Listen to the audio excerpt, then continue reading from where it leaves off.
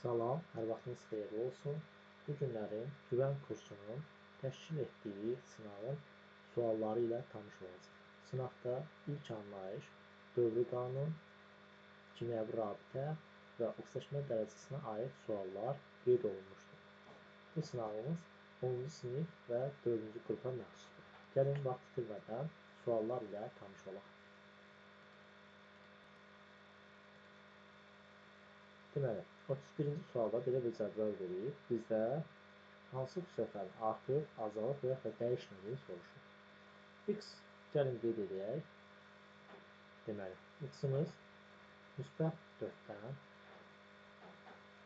keçibdir X mənfi 2-yə. Burada 4-dən 2 çıxsa 6 elektron qəbul eləmiş olacaqdır bizim elementimiz. Şimdi görək nəyə nəzərdə tutulur. Bax, bir şey yadınızda qalsın uşaqlar. Elementlər, ümumiyyətcə, element elektron aldığı və yaxud da verdiyi zaman onun nə protonu, nə neytronu, nə də nisbi atom kütləsi dəyişməyəcəkdir. Deməli, 1, 3 və 4 dəyişməyənə aiddir. Bizə uyğun gəlir A, bir də Y variantı. Deməli, bunları qeyd elədik. 1, 3, 4, 7. Elektron sayına gəldikdə, müsbət 4-dən mənfi 2-yə gedibsə, deməli bu elektron qəbul edib ki, yükü azalıbdır. Ona görə elektron sayı artacaqdır. X 2-yə aiddir. Sonra bir də 5-ə baxın, atom radiusu. Bəli, elektron sayı artanda da radiusu da artacaqdır. Bizim doğru cavabımız Y variantı olacaqdır. Y-də 6-dır, iyonun yükü, bəli, müsbət 4-dən mənfi 2-yə keçibdir, iyonun yükü azalmış olacaqdır. Sonra, hansı halda karbon oksijeni dərəcəsi doğru verilmişdir? Gəlin qeyd edək. H, C, O, H. Hidrojen oksijeni dərəcəsi müsbət 1-dir, müsbət 1, oksigen mənfi 2-dir. Bu da karbonda biz bilmirik, X yazır. Üstlərin cəbri cəmi 0-a bərabərdir. 1 üstə gəlinsin X, çıxılsın 2, üstə gəlinsin 1. 1 ilə 1, 2, bunlar isə bərabər isə 0-a, X ilə eləyəcəkdir 0. Sonra CH3 flor. CH3 flor. Flor mənfi 1-dir, hidrogen müsbət 1-dir. Karbonda bilmirik. X üstə gəlinsin, 1 vurulsun 3, çıxılsın 1, bərabər 0-a. 3-dən 1 çıxsa 2 eləyəcəkdir, sağa keçirdiyim zaman X eləyəcəkdir mənfi 2. Deməli, biri 0 oldu, biri də mənfi 2. Doğru cavabımız Y variantı, daha doğrusu C variantıdır. Növbəti sualımıza baxaq. Deməli, dövrü sistemin müəyyən hissəsi verilmişdir. X və Y elementlər üçün hansı ifadələr doğrudur? X-imiz 12-ci elementdir. Deməli, 12-ci elementin qısa elektron formulu 3s2 olacaqdır. Yer gəlmişəm uşaqlar, bu maqneziumdur. 3s2, yəni ikinci qrupa məxsusdur. Bu ikinci qrup, üçüncü qrup, dördüncü qrup və 5-ci qrup. Deməli, Y-imiz 5-ci qrupa məxsusdur. Buradan yazaq ki, çaşqınlıq yaranmasın. Sizin üçün 5-ci qrup. İndi isə Y-in eyni zamanda biz qrupun yanaşı neçənci element olduğunu da tapa bilərik. Necə? Məsələn, bu 12-ci elementdir. 13, 14, 14, 15. Bu X-imiz 3-cü dövrə, Y-in isə 2-ci dövrə məxsusdur. 2-ci dövr ilə 3-cü dövr arasındakı elementlərin sayı 8-ə bərabərdir. Yəni, 2-ci dövr ilə 3-cü dövrdə 8 element var. Bu 15-ci element ilə Y-in durduğu element arasındakı say fərqi 8-ə bərabərdir. Yəni, Y-imiz 7-ci elementdir. 15-dən 8 çıxsa, 15 çıx 8 eləyəcəkdir 7. Yəni, mənim elementim 7-ci elementdir. Bu azotlu verilmişdir. Gəlin 7-ni paylayaq. Y 7 paylasaq, eləyəcəkdir 2s2, 2p3. Bu 5-ci qrup və 2-ci dövr elementidir. Qeyd etmişəm, bu azotdur. Yaxud qeyd elədim, yenə qeyd edeyim. Deyir, hər ikisi qeyri-metaldır, bu yanlışdır. Biri metal, biri qeyri-metal. Y-in elektromənfili x-dan böyükdür. Soldan sağa doğru gəldikcə elektromənfili artır. Və eyni zamanda yadınızda qalsın, qeyri-metalların elektromənfili metallardan yüksək olur. Bu doğrudur. X-in iyonlaşma enerjisi Y-dən böyükdür. Bu yanlışdır, çünki metalların iyonlaşma enerjisi qeyri-metallardan aşağı olur. Y-in maksimum oksijen müsbət 5-dir. Bəli, azot 5-ci qrupda yerləşdirildiyi maksimum müsbət 5 olur. Doğru cavabımız 2 və 4 olacaqdır. Keçək növbəti sualımıza. Bəsit maddə deyil. Ozon kimyəvi işarəsi O3-dür. Bəsit nə deməkdir? Yəni, bir elementdən ibarət olsun. Brom kimyəvi işarəsi Br, yod kimyəvi işarəsi J, fosfor P, sulfat turşusu isə H2SO4 yazılır. H2SO4. Burada görürsünüz 2 və daha çox mürəkkəb maddə, 2 və daha çox müxtəlif elementdən ibarətdir. Deməli, bu bəsit maddə deyil, yəni mürəkkəb maddədir. Keçək növbəti sualımıza. Dövr daxilində əsas yarımqrup elementlərin valent elektronların sayını, onların proton sayının asıl qrafını müəyyən edir. Valent elektron nədir? Əsas yarımqruplarda sonuncu təbəqədəki olan elektronların sayıdır. Məsələn, bir dənə nümunə yazaq. Tutaq ki, litium, berilyum və bor. 3, 4, bir də 5. Bu, eyni dövrə məxsus olan elementlərdir. Litium 1-ci qrupa, berilyum 2-ci, bor isə 3-cü qrupa məxsusdur. Fikir verin, proton sayı artdıqca, yəni 3, 4, 5, proton sayı artdıqca qruplar da artır. Qruplarda hər birində, yəni litium 1-ci qrupda demək valent elektronların sayı 1-ə, berilyum 2-ci qrupda da valent elektronların sayı 2-ə, bor isə 3-cü qrupda da valent elektronların sayı 3-ə bərabərdir. Yəni protonların sayı artdıqca, deməli valent elektronların sayı da artacaq. Yəni bu düz mütənasibdir. D variantı. Molekulyar quruluşlu maddələr. Molekulyar quruluşu nə deməkdir? Metal, iyon, bir də atom. Bax, bu kristal qəfəsə malik olan maddələr qeyri-molekulyardır.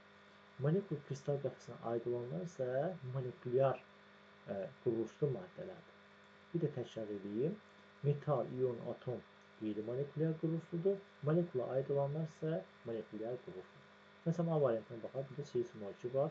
Bu atom kristal qəfəsidir. Bu qeyri-molekulyardan çıxdır. P2O5 molekulyardır. H2PO4 molekulyardır. Yod isə bu da molekulyardır. Yəni, bunlar hamısı molekul kristal qəfəsi əmələ gətirdiyinə görə molekulyar quruluşludur. Məsələn, C-də ferin xlorür var. Bu iyon tiplidir. Onu çıxdır. Məsələn, D-də kalium SO4 var, bu da iyon tiplidir, bunu da çıxdır. Y-də də kalium OH var, bu da iyon tiplidir, Y-ni də çıxdır. Gəldik var. Aha, iyonlar qeyd olunubdur. Bizdən X-Y-Z soruşur. X-Y-Z iyonun yüküdür. 2S2, 2P6-dır.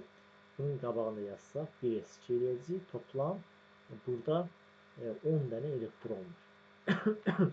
Deməli, hər bir iyonun 10 elektronunu qeyd edirik. Bu da 10-dur, bu da 10-dur. Bu da 10-dur və maqneziumda 10-dur elektron sayı. Yükünə gəldikdə, baxıram ki, natriumda proton sayı elektron sayından 1 vahid çoxdur. Deməli, yükü müsbət 1 olacaqdır. Sonra keçirəm oksigenə. Protonu 8, elektron 10-dur. Elektron sayı proton sayına 2 vahid çox olduğuna görə bunun yükü 2 mənfi olacaqdır. Z-də isə proton sayı elektron sayına 2 vahid çox olduğuna görə bu da olacaq 2 müsbət. Deməli, Z-in sayı X-dan, X-in sayı isə Y-dən böyük olacaqdır. C variantı doğrudur. Keçdik öbürsü sualımıza. Deməli, birləşmədə göstərdiyi variantı X, Y, Z verilibdir. X yalnız 2 ola bilir, Y isə həm 2, həm 3 ola bilər. Uşaqlar fikir verin, ortada qeyd olunubdur. Z isə yalnız 3 olur. Gəlin baxaq. Hidrogen 2 valentli olunur, bu səhvdir. Kalsium 2 olur. Oksigen 2 və 3 olur. Hansı birləşmədə? CO-da, bir də H3O-da. Oksigen 3 valentli olur. Dəm qazı və hidroksiyonun iyonunda. Alümində isə sırf 3 valentli olur. Bəli, bu doğrudur. Mis 1 və 2 olur, bu səhvdir. Barium 2 olur, hidrogen 1 olur, bu səhvdir. Kalium 1 olur, bu da səhvdir. Keçdik növbəti sualımıza. Aha. Hansı elementə aid atom modeli yanlış verilmişdir? Fikir verin uşaqlar, burada mərkəzdə 12 plus, 3 plus, 6 plus, 10 göstərir ki, bu protonların sayıdır. Neytral atomda protonların sayı elektronların sayına bərabərdir. Yəni, mərkəzdə nə qədər proton varsa, ətrafında bir o qədər elektron olacaqdır. Bunu tək-tək sayaraq da tapa bilərsiniz. Və yaxud da sonuncu təbəqəyə baxıb da tapa bilərsiniz. Necə? Məsələn, bir saysa 1, 2, 3, 4, 5, 6, 7, 8, 9, 10, 11, 12 dənədir. Buradakı rəqəmlər üst-üstə düşdü. Başqa bir yolda, baxırsan, xarici təbəqədə, yəni 3-cü təbəqədə, bunun 3 dənə təbəqəsi var. 1, 2, 3. 3-cü təbəqədə 2 dənə elektronu var. Deməli, bu 3s2 eləyəcək. 3s2-də s2-yə qədər olan elektronları toplasaq, görək ki, 12 elektron eləyir. Sonra B variantına baxaq. 3-dür, doğrudan 3 dənə elektronu var. 6-dır, 2, 4, 6. Bu da düzdür. Bunları çıxaq. Yanlışı soruşur bizdən. 9-dur, 1, 2, 3, 4, 5, 6, 7, 8. Demək, bu yanlışdır. Yəni, bizim axtardığımız cavab əslində qalsa budur. 9 dənə olmalı idi, amma 8 dənə qeyd olundu. Bu birisinə baxsaq, 1, 2, 3. Xarici təbəqəsində 3 dənə elektron var. Yəni, 3s2, 3p1-dir. Bura qədər 10 elektron toplasaq, 13 edəcəkdir. Bu da bizə aid olan cavab deyil. Keçin növbəti sualımıza. Deməli, ərimə temperaturu və qaynama temperaturu qeyd olunubdur. Yazaq. Ərimə temperaturumuz 25 dərəcədir. Qaynama temperaturumuz isə 130 dərəcədir. 130 dərəcə. T ərimə, T qaynama. Bunu biraz fərqli formada göstərək. Deməli, 50-dən 150-yə qızdırmaqla moleküllərin hərəkət sürəti artır. Bəli, bu doğrudur. Ümumiyyətlə, temperatur artanda hərəkət sürəti artır, azaldanda isə sürət də azalacaqdır. Bu doğrudur. Bizə doğruları soruşur. 20 dərəcədə maye haldadır.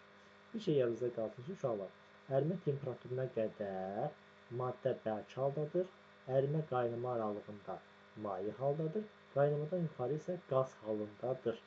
20 dərəcə baxıram görürüm ki, 25-dən bu tərəfdir, yəni bura düşür. 25-dən aşağı olduğunu demək, bu bərk halda olacaq, yəni maye halda olmayacaq, bu səhvdir. 40 dərəcədən 100 dərəcə qızırda aqreqat halını dəyişir. 40 dərəcə 25-dən bu tərəfdə, yəni sağında yerləşir. 100 dərəcədə 130-dan sol tərəfdə, burada yerləşir. Fikir verin, ortaya düşdü. Yəni burada artıq maye halda olacaq. Bizə deyir, aqreqat halını dəyişir. Xeyr, dəyişmiş olmadı, bu səhvdir. 160-dan 70-ə soyutduqda moleküllər arasında cazibə azalır. Hə, 160-dan 70-ə soyuduruq. Baxırıq, 160 buradadır, yəni qaz halından keçir maye hala. 70-də bu ortadadır. Qazdan mayeye keçəndə moleküllər arası məsafə, bəli, azalacaqdır. Yəni qazlarda moleküllər arasında boşluqlar çoxdur. Amma mayelərdə isə bu boşluq biraz azalır. Bərklərdə isə daha sıx yerləşir. Bəli, bu da doğrudur. Bizim düzgün cavabımız 1 və 4 olacaqdır.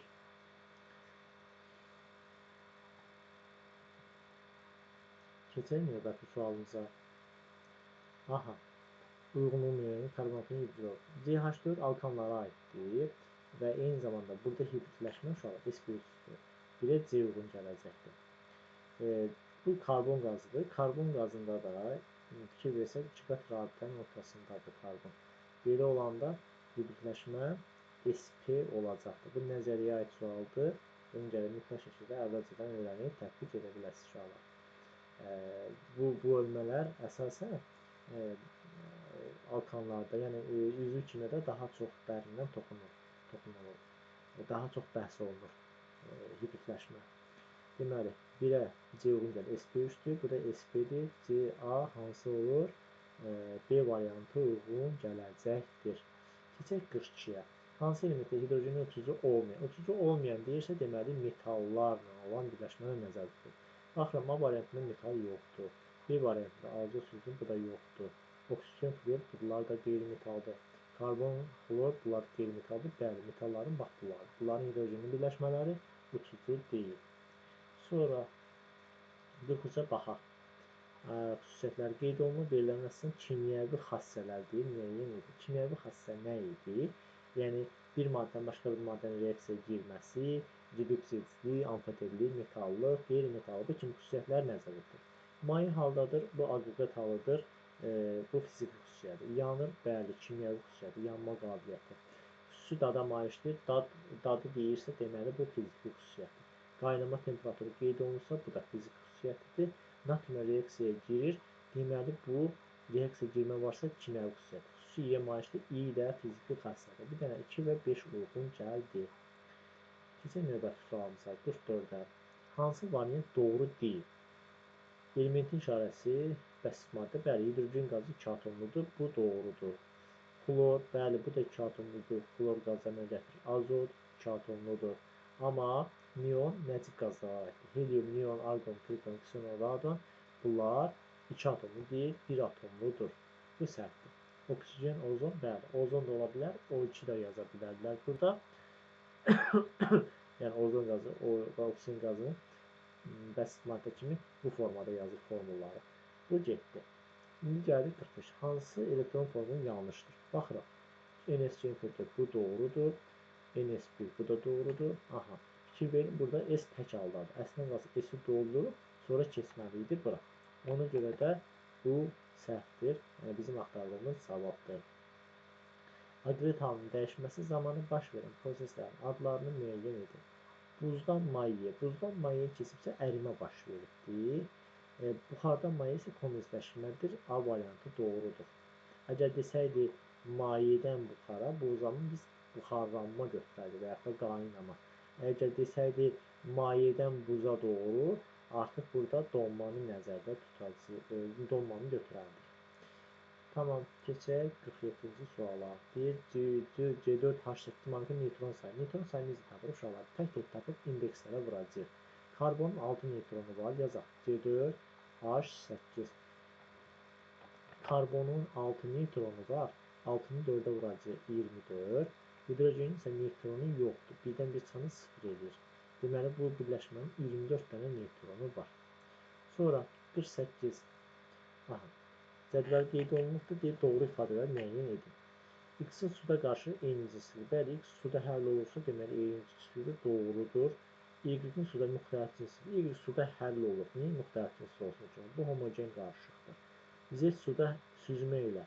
Z bərk maddədir, suda həll olunur. Süzmə ilə ayıra bilərəm. Bəli, doğrudur. 1 ilə 3 doğrudur. Deyir, X-in suda məhlulu, yəni bərk maddənin suda məhlulu distillə ilə. Maye halda olsaydı, bəli, distillə ayıra bilərdik. Bu səhvdir. Yəni, bunu əsasən biz buxarlandırma ilə və yaxud da kristallaşdırma ilə ayıra bilərik. Bu da sadə bir sualdır. Gələn cisimdir, xörək tuzu maddədir. Qayçı maddə yox, cisim olacaq. Cisim, maddə, cisim. C variantı uyğun gəldi.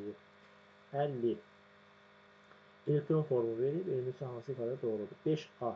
Baxaq, 2 üstəgəl 5 bu 7-ci qrupda yerləşir. 7A qrupuna məxsusdur. Bu səhvdir. 4-cü dövrdür, bəli, 4S, 4P. 4-cü dövrdür. Atom həyəcanının ilk yarımçı elektron keçidi baş verir? Yox. Həyəcanlanma baş verəndə uşaqlar bunun təbəqəsində, xarici təbəqəsində 4S, 4P, bir də 4D və 4F var. Həyəcanlanma baş verərsə, P-dəki elektronlar gələcəkdi, D-yə keçəcəkdi. Və P-lər təkləndikdən sonra S-dəki elektronlar D-yə keçərdi. Üst yarım səviyyəsinin elektron keçidi baş verə bilməz. Normal halda atomun P yarımçısında 17 elektron var. Gəl baxaq. Deməli, 4S2, 4P5-ə qədər görək nə qədər elektronumuz var. 1S2, deməli, 2S2, 2P6, 3S2, 3P6, 3D10, Çünki 4-ə keçibsə, deməli, D o da 3D-də dolacaqdır. 4S2, 4P5 olacaq. Deməli, 6-sı burada, 6-sı burada, 5-i də burada. Deməli, 12 plus 5 eləyəcəkdir 17. Bəli, bu da doğrudur. Düzgün cavab 2 və 4-dür. Tamam. Bu belə. Keçək 51-ə.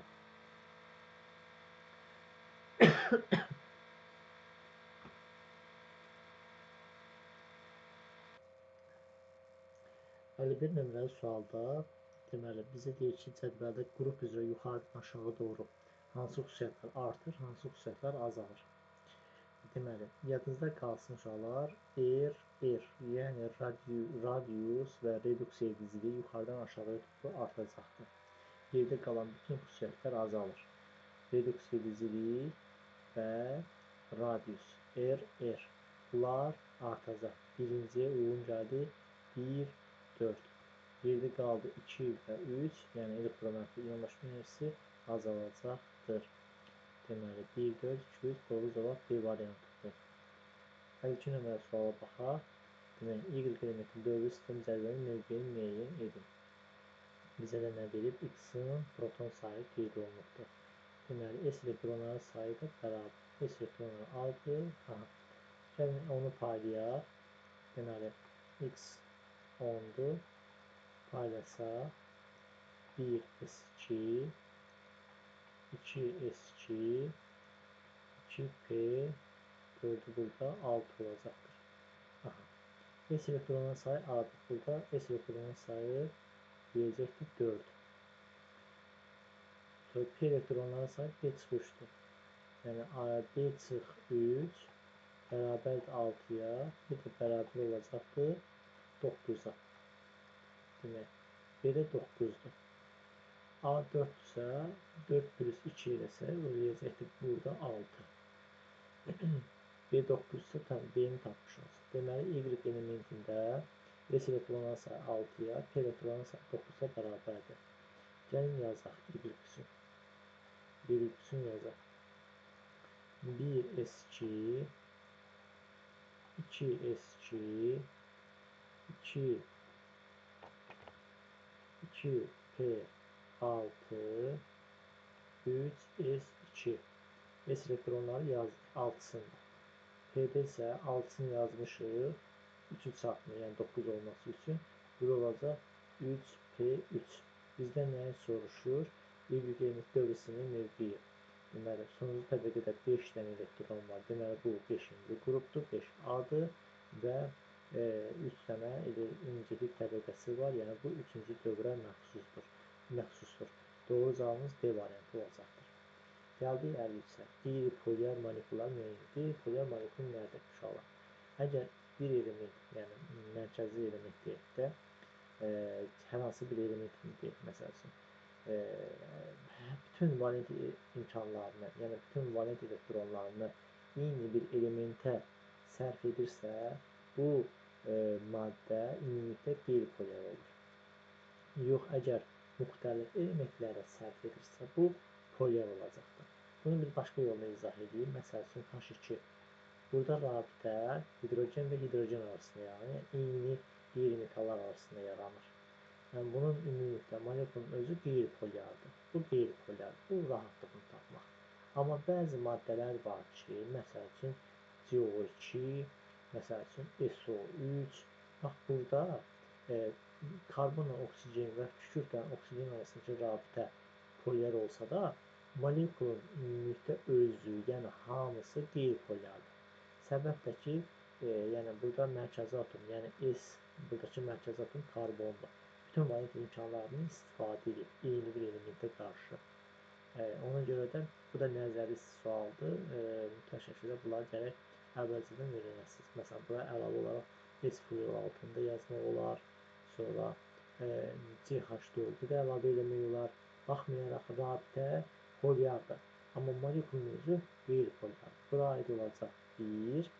Sonra qeyri-polyar molekula aid 6. Bu çıxdıq su deyil. H fluor deyil. CH fluor deyil. Bir də CH4. 1, 5, 6 uyğun gələcəkdir. Keçək 54-ə. Deməli, üstü yarım səviyyəsində 5 dənə elektron var, tək elektron 6 neytron sayı qeyd olunubdur. Aha, üstü yarım səviyyəsində deməli 5 dənə elektron var. Ümumi tək elektronun sayı 6-dırsa, deməli 4s1-dir sonuncu təbəqədə. Yəni ümumi tək elektron sayı 6-dır. Bunu hesablasaq, ümumi elektron sayını gəlin yazaq. 1s2, 2s2, 2p6, 3s2, 3p6 olacaqdır. 3p6. Toplam deməli 24 dənə elektron edir. Mənim elementimdə deyək, hər hansı bir element, x elementi 24 elektron, neytron sayı 28, bunları toplasaq 52 edəcəkdir. Kütləsi deməli 52-yə bərabərdir. Keçək növbəti sualımıza 55-ə. Molekul üçün doğrudur. Qeyri-polymer kovalent rabitələr var. Qeyri-polymer olması üçün eyni qeyri-metal atomları arasında yaranmalıdır. Məsələn, oksigenlə oksigen, kükürdlə kükürd. Bir də fikir verirsək, fərqli qeyri-metal atomları arasında yaranıblardır. Ona görə doğru deyil. Hidrogen rabitəsi var, xeyr. Əgər metal atomu varsa da hidrogen rabitəsindən danışa bilmərik. Polymer kovalent rabitəsi var, bəli. Oksigen ilə kükürd arasındakı rabitə polymer kovalent rabitədir. İyon rabitəsi var, bəli. Metal ilə qeyri-metal arasındakı rabitə iyon rabitəsidir. Pi rabitəsi var, bəli. İkiqat rabitələrdən biri sigma, biri pidir. Doğru cavabımız 3, 4, 5 olacaqdır. Hansı maddədə molekulyar hidrogen rabitəsi var? Hidrogen rabitəsi demişdik ki, hidrogen ilə elektromənfi yüksək olan fluor, oksigen və azot arasında yaranan rabitədir. Buna nümunə olaraq H2O kimi, sonra H fluoru və suyu göstərə bilərik. Bir də qalan birləşmələrdə isə hidrogen rabitəsi yoxdur. Keçdik 57-yə. Uyğunluğu müəyyən edin. Pi rabitələrin sayı. Pi rabitə hansıdır? 2 qat və 3 qat rabitələrdədir uşaqlar. 2 qat rabitənin biri sigma, biri pidir. Yəni bir dənə pi burada var.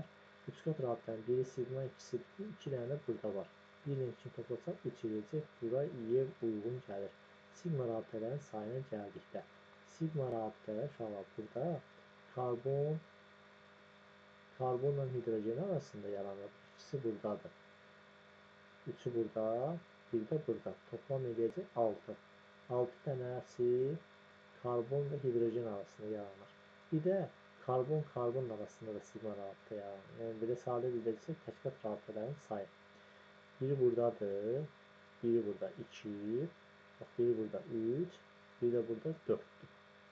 Böyle 2 qat, 3 qatlaşır, digər rabitə ilə pi rabitənin işim yoxdur mənim. Çünki onlar sigma rabitəyə aid olmayacaqdır. Deməli oldu. Karbon 1, 2, 3, 4. 4 tane de burada. 6 ilə 4'ü toplasaq 10 edəcəkdir. Burada C uyğun gəlir. Qeyri-polyara gəldikdə. Qeyri-polyar karbon arasında olan rabitə uşaqlar bu birləşmə üçün. Karbon dedikdə artıq burada sigma pi ikisini bir yerdə cəm götürəcəyik. Yəni burada neçə rabitə varsa hamısını nəzərə alacağıq. Bu birləşmədə həm sigma həm pi var. Yəni bunların ikisi də qeyri-polyardır. İkisi burada, biri burada 3, biri burada, 3 qat burada var.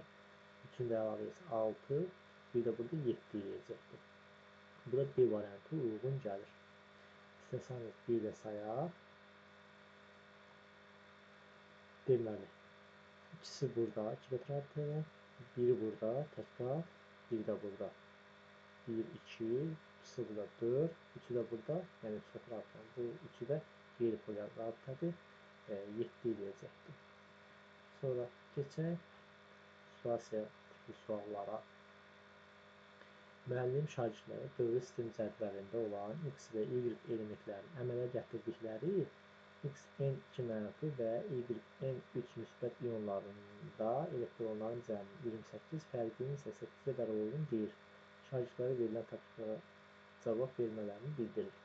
Deməli, elektronların sayı. Burada N sayıdadır X-da, Y-də M sayıdadır uşaqlar.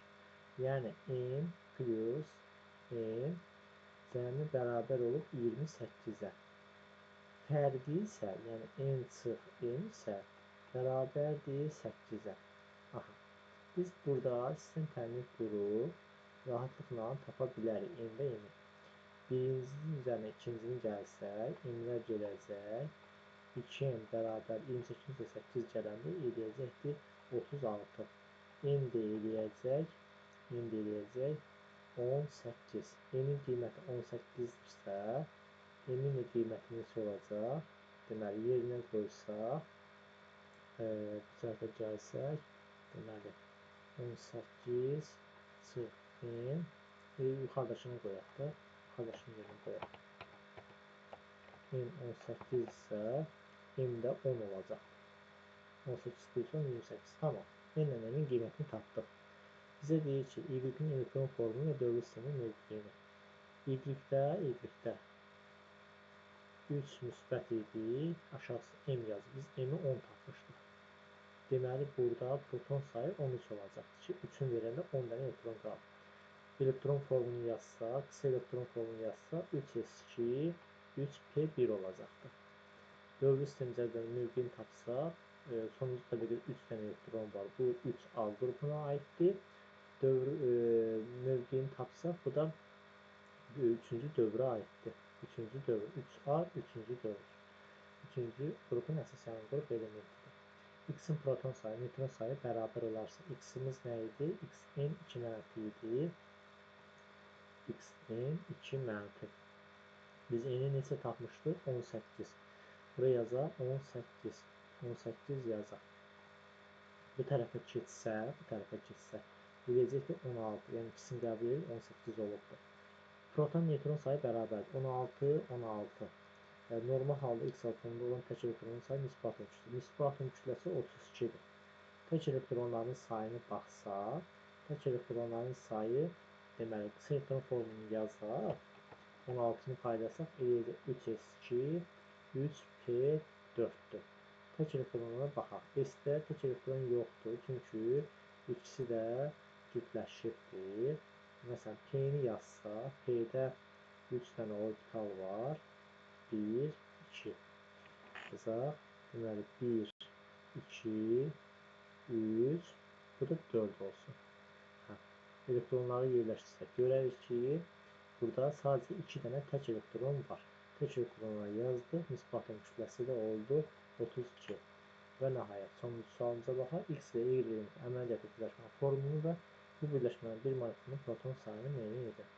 X-imizin və Y-imizin sıra nömrəsinə baxaq. X-imizin sıra nömrəsi 16 idi, bayaq yuxarıda qeyd elədik. Y-in sıra nömrəsi isə 13-ə bərabərdir. 13-ə bərabərdir. Bu 3s2, 3p1-dən qurtarır. Bu isə 3s2, 3p4 ilə qurtarır. İndi buradan belə aydın olur ki, bu 6-cı qrupa məxsusdur, bu isə 3-cü qrupa məxsusdur. Əgər biz bunun formulunu yazsaq, Y(x). Deməli, 6-cı qrupda yerləşənin biz minimum valentliyini götürəcəyik, yəni minimum valentlik 2 olacaqdır. 3-cü qrupda yerləşən maksimum valentliyini götürəcəyik, bu da olacaq 3. Formulunu yazsaq, Y2, X3 olacaqdır. Bu bizim formulumuzdur. Birincini yazdıq. İndi bizə bir proton sayını soruşur. Deməli, Y-in 13 dənə protonu var, 13 dənə, X-in isə 16 dənə protonu var. Yazacağıq, 13 vurulsun 2, 26, üstə yəni 16 vurulsun 3, 48. Bunları da toplasaq, eləyəcəkdir 74. Bugünlük bu qədər. İnşallah sizin üçün faydalı olar.